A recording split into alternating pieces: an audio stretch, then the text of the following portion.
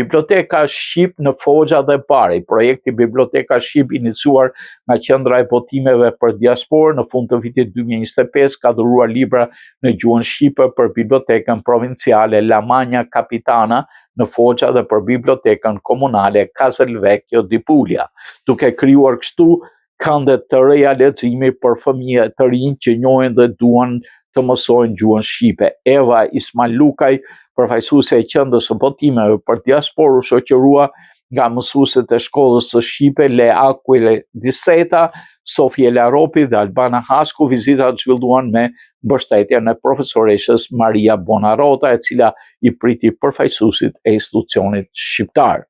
Librat në gjuhën shqipe dhe librat dy gjuhësh itali-shqip u dhuruan me synimin për të krijuar hapësirat posaçme leximi për fëmijët e komunitetit shqiptar. Projekti synon të mbështesë ruajtjen e gjuhës sonë amtare. Nga Konsullata e Republikës së Shqipërisë në Bari ishin pranishëm Artur Bardhi dhe Alba Tare.